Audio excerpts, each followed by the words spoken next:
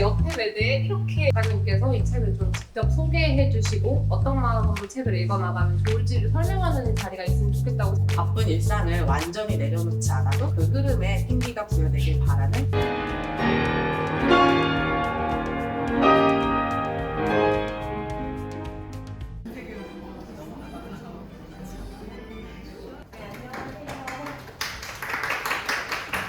기획한 손끝 출판사의 김민정이라고 합니다. 이 책은 저희 손끝 출판사의 첫 번째 책입니다. 그래서 좀 되게 설레고 저한테 뜻깊은 자리입니다. 먼저 작가님 모시기 전에 제가 소개를 좀 해드릴게요. 이루미 작가님의 본업은 피아니스트입니다. 그래서 예원학교, 서울예고, 그리고 서울대학교에서 음악을 공부하신 뒤 미국 신시내티 대학교에서 석사와 박사과정을 졸업했습니다. 2019년에 귀국하셔서 대학에 출강하며 연주자로서도 활발히 활동하고 계십니다. 오늘 북콘서트는 1부와 2부로 나누어져 구성이 되었는데요. 처음 30분 정도는 작가님께서 이제 책에 대한 큰 그림을 그려주실 거예요. 이 책이 서양 음악사를 전반적으로 다루기 때문에 조금 수업처럼 느껴지실 수도 있고 좀 잘 모르겠는데 싶으실 수도 있겠지만 그래도 함께 집중해서 들어주시면 서양 음악사의 큰 틀을 좀 더 이해하실 수 있을 것 같고 앞으로 이 100일 동안 책 읽어나가시면서 큰 도움이 될 거라고 생각을 합니다. 앞에 피아노도 있고 작가님 본업이 피아니스트시잖아요. 그래서 이 책을 전반적으로 설명해 주시면서 함께 수록된 곡들을 조금씩 연주해 주실 계획입니다. 이제 소개를 마치고 무대 위로 작가님 모시겠습니다. 박수로 설명해 주세요. 김민정 대표님께 너무 감사를 드리고 싶고 또 책 디자인을 예쁘게 해주신 박하윤님과 또 오늘 영상 촬영 맡아주신 박하은님께도 깊이 감사를 드립니다. 책 날개에 제 소개가 있어요. 거기 제가 70살까지 성장하는 게 꿈이라고 이렇게 적어놨다가 교수님한테 왜 80살이 아니냐고 혼나고 친구들한테는 너 71살부터는 피아노 안 칠 거냐 이렇게 놀림을 받았는데 이 자리를 빌어서 70살까지 늘리고 71살부터는 좀 피아노를 잘 쳐보겠다라는 뜻임을 밝힙니다.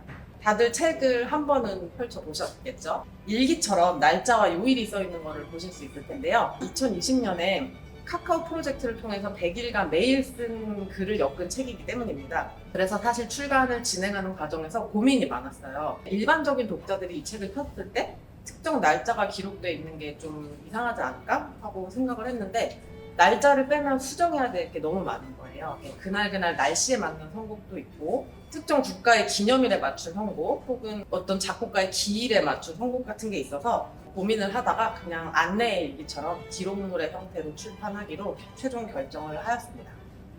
네, 이 책은 서양 음악사 큰 틀에 따라서 바로 그 고전 낭만 20세기에 이르기까지 시대 순으로 음악을 소개를 하는데요. 이렇게 날씨 좋은 토요일에 공부하기 싫다 이렇게 생각을 드시는 분들 계실까요?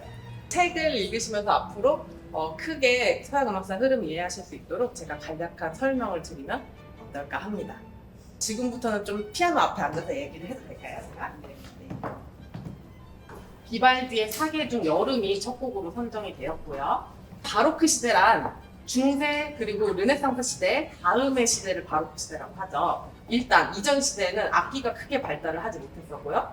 교회의 전례가 음악의 주 목적이었기 때문에 사람의 목소리로 노래하는 성악음악 그리고 교회 음악이 상대적으로 큰 비중을 차지를 했습니다. 하지만 바로크 시대로 오면서는 이제 악기들이 발달을 하고 교회 음악뿐 아니라 세속 음악도 발전을 하게 되죠. 음악의 아버지 바흐가 바로 이 바로크 시대의 대표적인 인물이죠.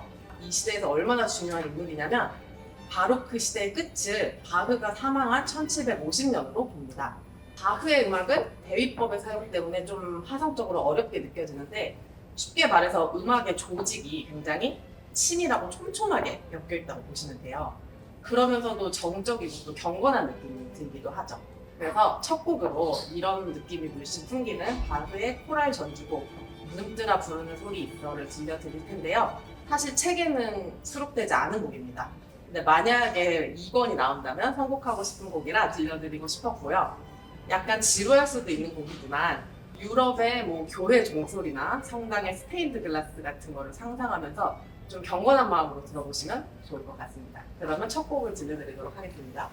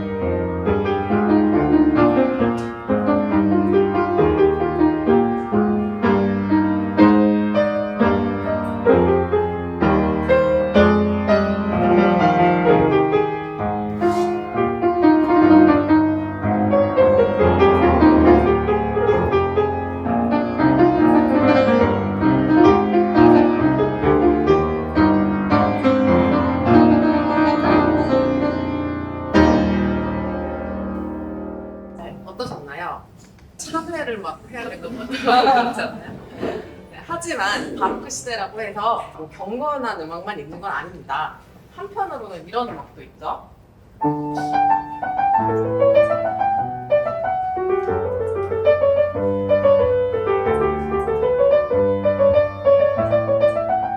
여러분이 잘 아시는 캐논 변주곡인데 원래는 바로크 시대의 작곡가인 파헬벨의 세대의 바이올린과 지속 저음이 연주하는 카논과 지르 디장조라는 곡입니다.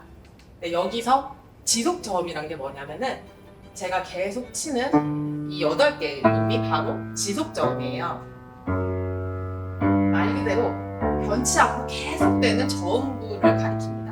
그래서 이 곡은 처음부터 끝까지 왼손이 이 8개의 음만을 쳐요. 이 캐논 변주곡의 베이스 위에 노래를 붙이면 무조건 흥행한다고 해서 이 코드 진행을 일명 머니 코드라고도 합니다. 이 지속저음 위에 여러분이 잘 아실 만한 곡을 한번 쳐보겠습니다.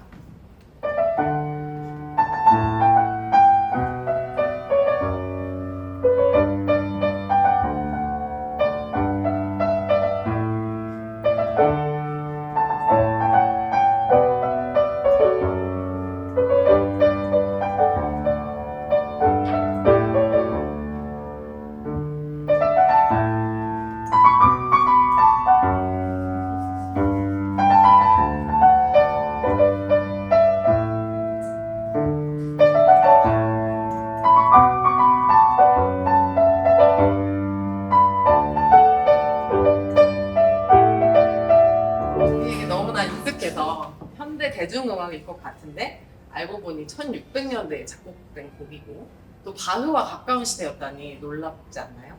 곧 다가올 책의 11차에서 이 파헬벨의 캐논 변주곡 이야기를 만나실 수가 있습니다. 이 다음에는 이제 고전주의 시대가 펼쳐져요.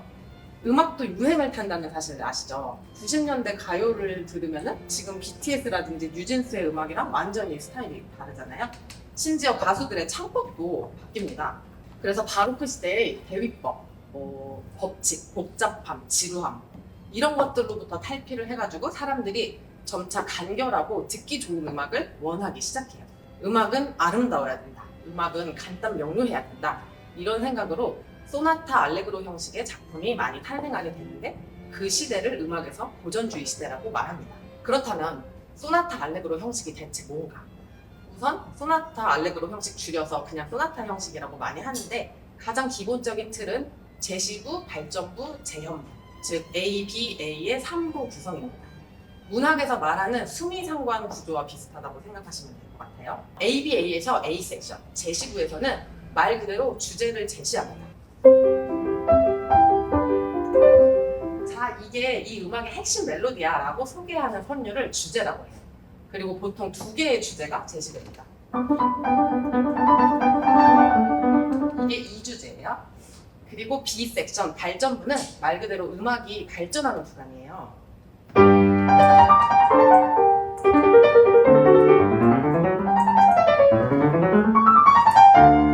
음악이 좀 드라마틱해지고 클라이막스를 거칩니다. 그러면서 끊임없이 조성이 계속 변하다가요. A 다시 섹션, 재현부에서는 처음의 주제들이 다시 등장을 하면서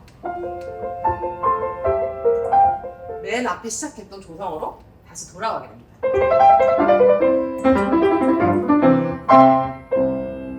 백문이 불여일천이라고 한번 이 곡을 쭉 들어보시면서 생각을 해보시면 어떨까요?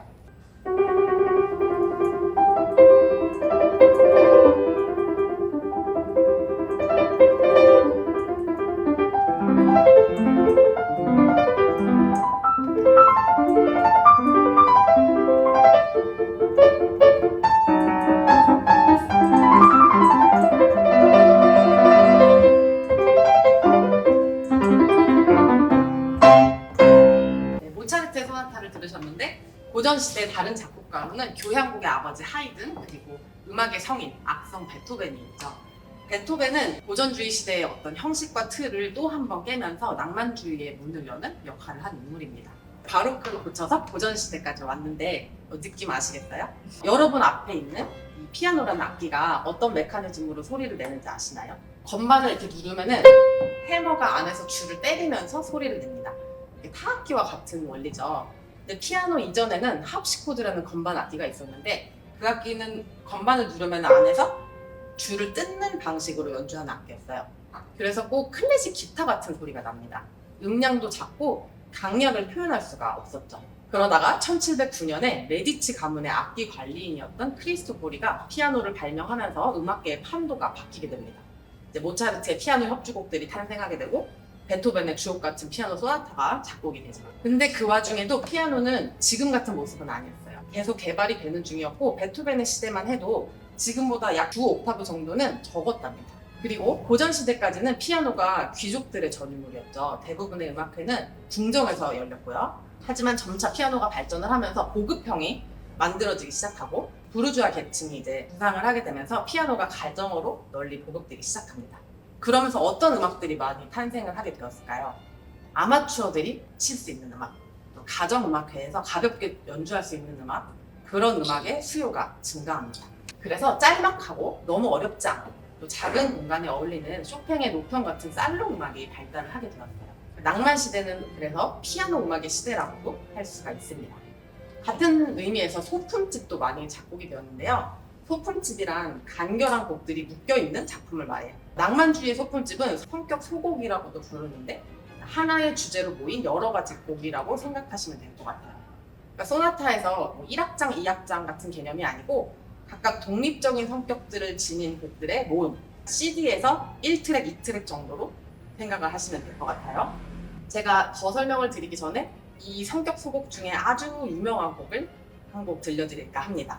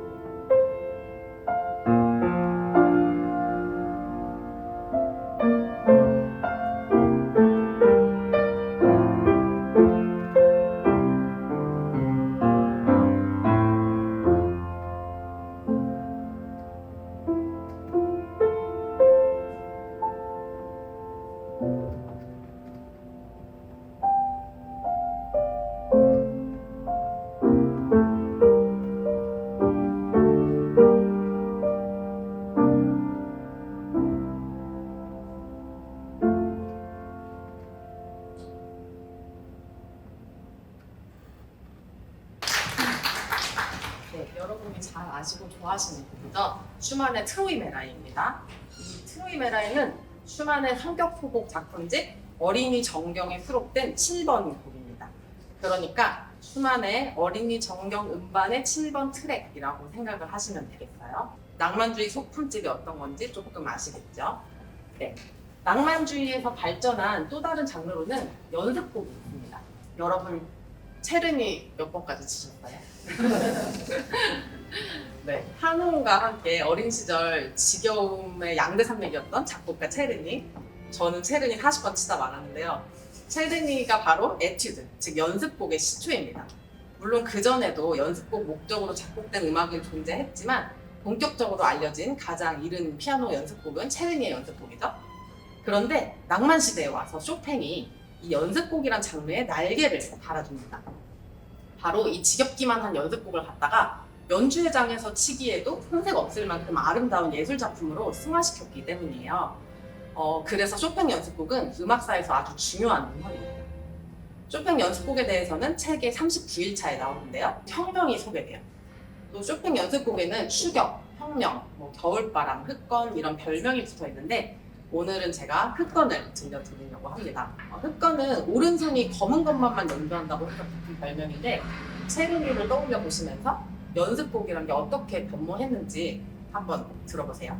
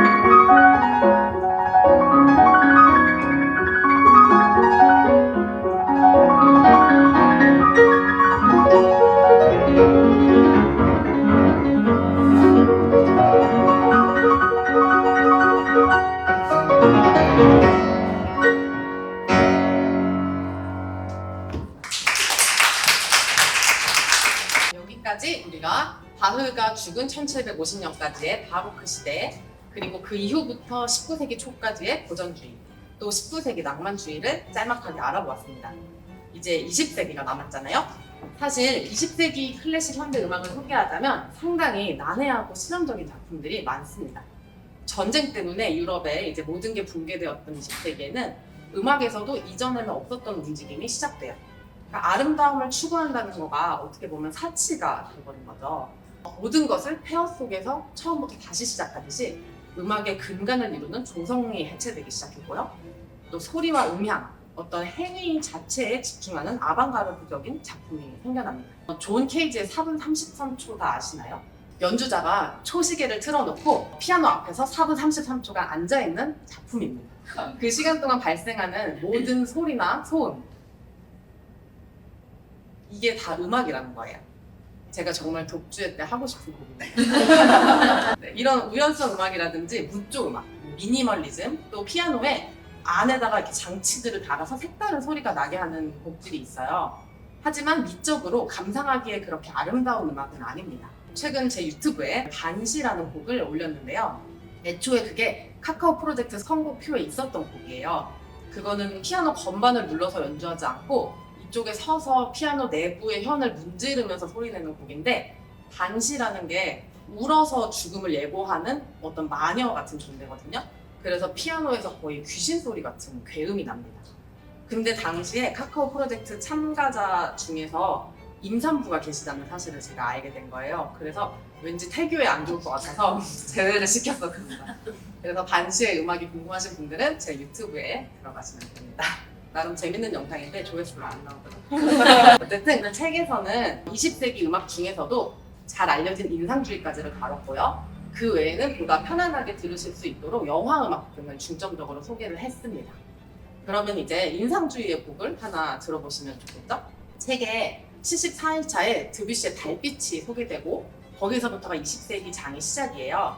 저는 오늘 드뷔시의 연습곡을 한 곡 들려드리려고 하는데 사실 책에서는 드뷔시 연습곡을 소개하지는 않습니다. 그래도 이 곡이 인상주의적인 색채가 물씬 풍기고 또 쇼팽 연습곡과 비교해서 들어보시면 좋을 것 같아서 준비를 해보았어요.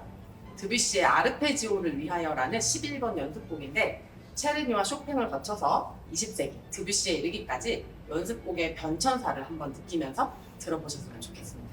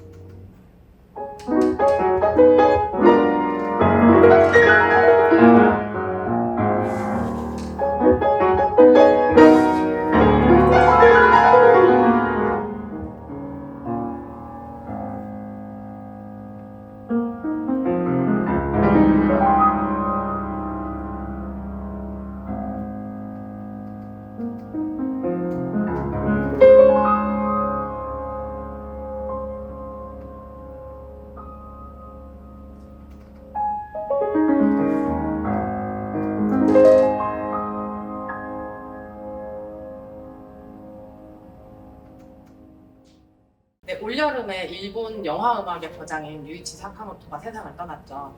제가 이 글을 쓰던 2020년 여름에는 이탈리아 작곡가 엔니오 모리코네가 타계했습니다. 책의 99일차에 모리코네의 음악이 소개되는데요. 오늘은 모리코네의 러브 어페어 OST를 들려드리려고 해요. 제가 책에 쉼표 같은 책이 되길 바란다고 모두에게 써드렸는데요. 쉼표란 것은 음악의 중단을 의미하는 게 아니고 소리가 나지 않는 음표 같은 존재거든요. 쉼표는 소리가 나는 음표들 사이사이에서 호흡으로 흐름을 채워주는 역할을 합니다. 바쁜 일상을 완전히 내려놓지 않아도 잠깐의 호흡을 통해서 그 흐름에 생기가 부여되길 바라는 마음입니다. 그럼 마지막 곡을 들려드리고 함께 얘기를 나누도록 하겠습니다.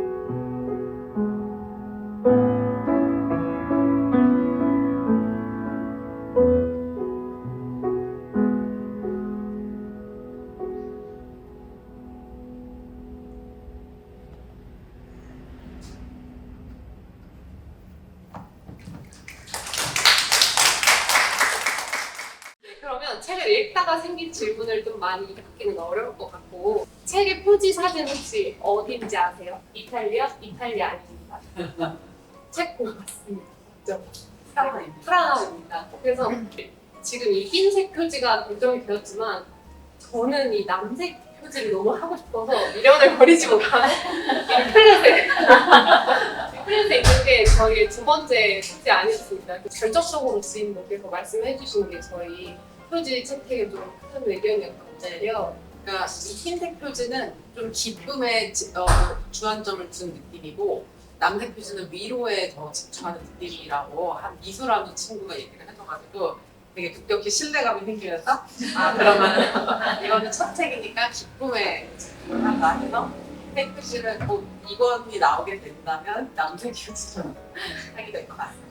질문 적어주신 게 있을까요? 오늘은 약간 스트레스와 함께 즐거운 게 뭔지 잘 지금 뒤에 계신 분께서 슈만의 트로이메라이와 드뷔시가 제일 좋았다고 말씀을 해주셨는데 사실 그 두 곡을 즐기면서 했던 것 같아요. 그렇게 했을 때 듣는 분들도 좋게 들으시는 것 같고요. 좋은 책, 좋은 연주 감사합니다. 너무나 아름다운 연주와 알기 쉽고 재미있는 설명 너무 좋았어요. 한동안 기억하며 행복하겠습니다. 라고 이제 말씀을 해주셨습니다. 그러면서 이제 질문도 같이 하나 해주셨는데요. 책에서 첫 번째 QR 링크가 너무 좋았다고 말씀을 해주셨어요. 비발디의 사계, 여름이잖아요.